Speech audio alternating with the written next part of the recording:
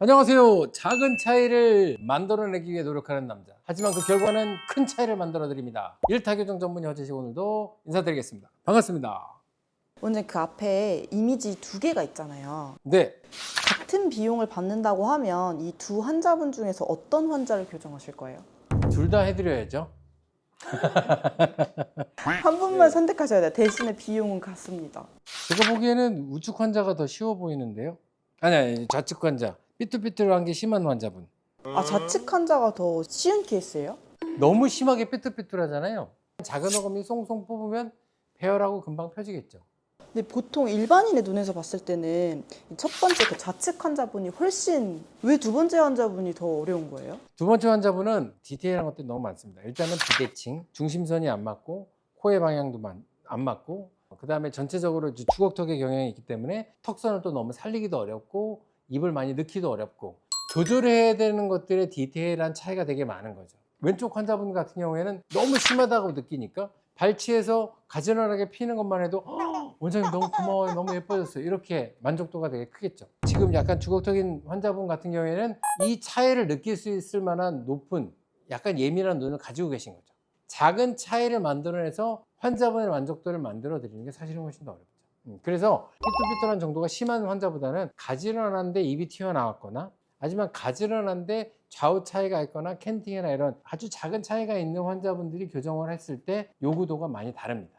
그럼 결국엔 치열보다는 골격적인 문제가 있을 때 더 어렵다는 말씀이신 거예요? 그렇죠. 골격에 문제가 있으면 그 골격의 문제를 제가 고칠 수는 없잖아요. 수술하지 않는 이상. 따라서 골격의 문제를 가지고 있는 것들을 제가 예쁘게 가려줘야 되기 때문에 그 가리는 과정 자체가 훨씬 어렵죠. 좀 큰 변화가 있으신 분은 확실히 우측 그렇죠. 네네네. 그렇죠. 네. 되게 잘생겨지신 것 같은데요? 남자답게 생겼죠.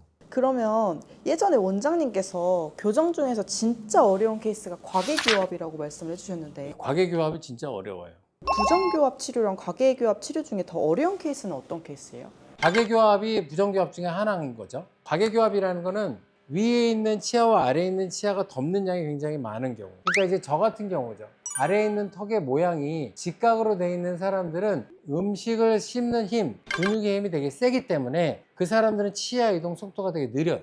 느리고, 왜냐면 교합이 너무 좋으니까 얘를 조금 움직여놨는데 음식물을 먹다가 아니면 밤에 무는 힘에 의해서 다시 제자리로 돌아갑니다.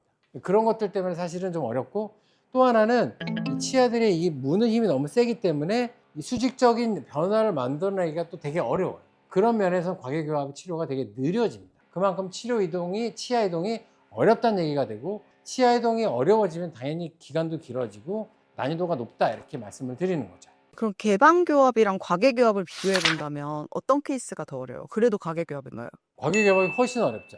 개방교합은 사실 예전에 미니스크류가 만들어지기 전에는 가장 어려운 치료였습니다. 왜냐하면 오픈바이트를 클로징하기 위해서 예전에는 이 아파할 수 있는, 어금니를 올리거나 내릴 수 있는 능력이 없었거든요, 교정의사들한테. 근데 그런 경우에는 위아래에 있는 앞니들을 끌어내렸어요. 근데 이렇게 내렸을 경우에는 사실 혀가 툭 치거나 시간이 지나면 다시 오픈되는 경우가 되게 많았어요. 그래서 여기다 자석을 달아가지고 어금니를 아파시키는 것도 트라이하고, 그럼에도 불구하고 사실은 재발률이 되게 높았는데 스크류 심은 다음에 어금니를 올리는 것들을 하면 개방교합은 아주 쉽게 잘 돼요. 어려운 치료라고 지금은 보진 않습니다. 과계교합은 옛날도 어려웠고 지금도 어렵고 계속 어려울 거예요.